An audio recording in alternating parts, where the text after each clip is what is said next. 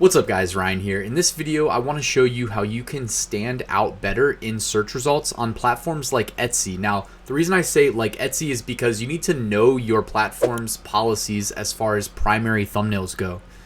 Now let me back up for 2 seconds. Primary thumbnails is a reference to the fact that you can have more than one picture associated with your product listing. Like, I hadn't even clicked this listing before and I could guess that they had more than one image associated with the different products, but only one of them is shown in search results. That's the primary thumbnail. That's the first thumbnail. If you go into your Etsy listing, it's the first one, like the leftmost one. All right, now if you go to Amazon, they require that your primary thumbnail has a white background. So for instance, this product that we're looking at right here could very well be an Amazon thumbnail that someone also uses on Etsy. Now, the reason that I wanted to make this video was because I'm a firm believer that having a background image increases, or I mean, it doesn't have to be a background image, I guess, but having some sort of differentiation, or at least like some sort of perceived added quality in your primary thumbnail will increase the likelihood of getting clicks. And you cannot make a sale unless somebody clicks your listing. Like, you have to get them to click your listing from search results, then you can actually get the sale, right? So part of winning that battle and getting these clicks and getting these sales is being displayed next to all your competition. Like, even here, I searched for a funny St. Patrick's Day shirt. There's 4 products in the first row, 4 in the second row, 4 in the third row. So if we are one of 12, what's going to lead them to clicking us over our competition? Well, if you're looking at the top of search results on extremely valuable keywords such as funny St. Patrick's Day shirt, then you're going to see what we see here, which is some really well optimized listings, all right?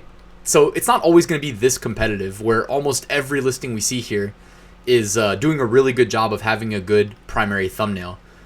So just if you honestly need ideas for how you can stand out and make yours better, just search for like funny shirt, funny X shirt, and whatever you see at the top, assuming that it's a valuable niche, like St. Patrick's Day in March, valuable niche, you bet.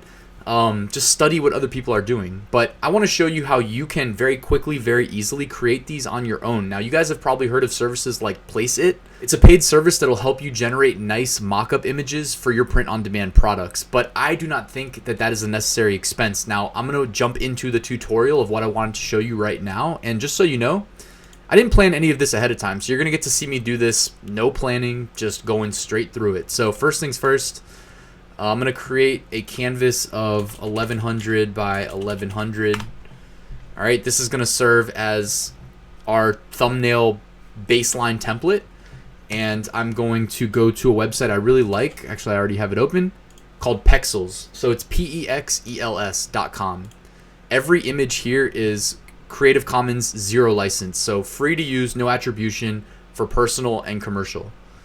So basically everything we could possibly need. And I'm just going to type in like boards, you know, something like that would look good as a background. Something like this, and maybe even like this. Just wood, you know, basic, but watch what we do with this. So I just copy pasted it in here.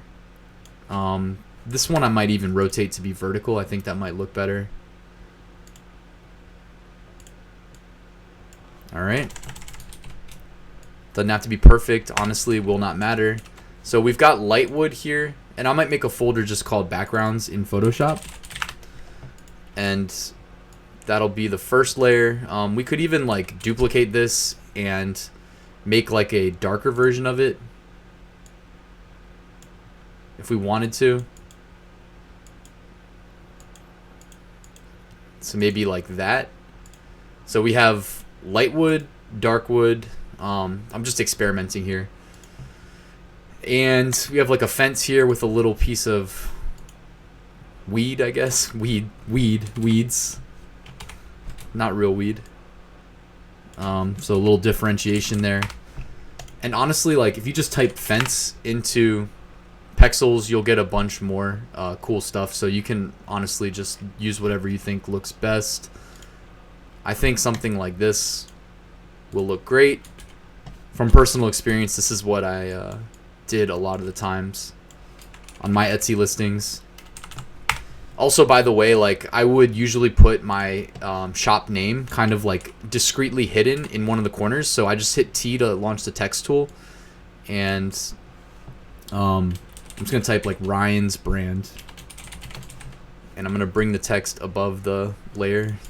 I'm gonna make it white text, and this is again on the go. I would make it a little bit nicer than this, most likely.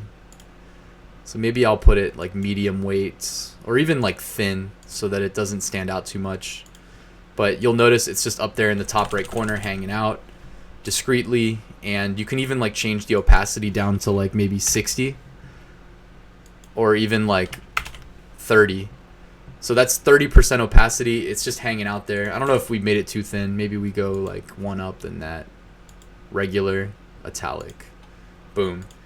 So you can see there, nothing too spectacular, but it's like if you establish that brand identity, it just makes you look a little bit more official. And I guess on Etsy, it's not brand, it's shop. Whatever, you know, do what you want to do. What I was really trying to illustrate is that you can even if we go back to like super bold, it's like you can use white text and mess with the opacity and just kind of having it hang out there like a subtle watermark, and sometimes looks pretty good. So yeah, and you can keep coming back to Vexels. They have so many cool like photos. Sometimes I just type in color and see just like crazy things that may or may not work. It's really your discretion. But then if we go over to like Printful, and I'm gonna grab a thumbnail from, this is just my test account. I'm gonna go to new order, go into products I've previously created, just because I want to show you how I would do this in real time. So I'm going to grab a shirt that already exists. Should be able to preview. All right, I'll hit choose. Then I'm going to hit preview. And I think there used to be a way of getting a higher quality preview. Like, I think if you went to the actual stores page and got one of, if you hit edit, I think. Yeah. All right, so I'm going to go through this one more time. You go to stores. This is how you get the high resolution version of your mockup from Printful. Go to click your store. When you see your list of products, click the product you want to see. And then down here on the right side, if we hit, so I mean, I pushed this one to Bonanza. Unfortunately, when you push to Bonanza, you don't get to choose the primary thumbnail. So I got the one with the model in it. I do not like to use the one with the model in it. I like to use the, or can I switch it? Nope, it won't let me switch it. I like to use this one for obvious reasons, because in this case with this shirt, this is a true unisex shirt. But if you put a guy wearing it, then girls are less likely to buy it. If you put a girl wearing it, guys less likely to buy, is what it is. But anyways, this is not the high resolution that I was looking for. And normally if this was anything other than Bonanza, I would be able to get the full size version. So it's, I mean, it's not too far off here though. So I'm just going to copy this image, bring it into Photoshop here, and paste. All right, and then I'm going to size it up a bit since we didn't get the high res version. Now I'm going to use the magic wand tool, and I'm going to click into the white portion there. So now we've got the black hanging out over the background. Now if you're going to use a, this is really at your discretion, but I don't like how black shirts look against the dark background. So I'm going to turn off the dark background, and I think it looks better against this light wood, you know, the first one that we grabbed. Although you'll notice our little watermark there almost got completely washed out. So maybe we changed the opacity from 20% to 80% so that then it's at least a little bit visible there in the top right. And maybe we even make it smaller, because no one really cares about the watermark. All right, so now we've got the shirt over top of the background. That was super simple. This is nothing too crazy. I'm going to right click the shirt. I'm going to go to blending options, and I'm going to go to drop shadow. All right, and I usually like to do about 120 degrees. So it's like top left, pushing the shadow to the bottom right. We can experiment, make the size a little bit bigger, spread, distance, whatever looks good. Maybe turn up the opacity a little bit to show the shirt like hovering over the background there. Make it look a little elevated. And yeah, I mean, beyond that is just a quick, easy way of making a nicer primary thumbnail for selling on Etsy. And then there's one other product I just wanted to show you kind of how I would go about doing it. There's a hat that, you know, you guys know I sell a lot of hats on various platforms, but this one unstructured baseball cap, Bayside 3630, has a little bit of a higher baseline price point, but that's because it's made in the USA. So they have this little USA flag on the back and stuff. But if you're going to charge more, and some people want products only that are made in the USA, like, you'll be surprised. On Amazon, I do get a lot of messages, and even on Etsy, back when my Etsy account was active, I'd get a lot of messages. People wanted to confirm whether or not it was made in the USA. So what you can do here is grab a made in the USA image. Now, I just paused the video and grabbed one from my old Etsy template. So this is what I used to do. I would just put it over the corner, and I would take, you know, the hat. Obviously, I wouldn't do it over a shirt that's not made in the USA. So, for instance, that shirt would not qualify. But like this hat, you know, maybe we did blue, whatever. Obviously, you'd want to work with the finished mock-up, not this version. But you can basically do something like this and let people know it's made in the USA. And yeah, I mean, with Etsy, you can get pretty creative with your primary thumbnails. All I really wanted to show you guys is that it doesn't take long. What I just did, I wouldn't do every time. I would save this as a template, like PSD file.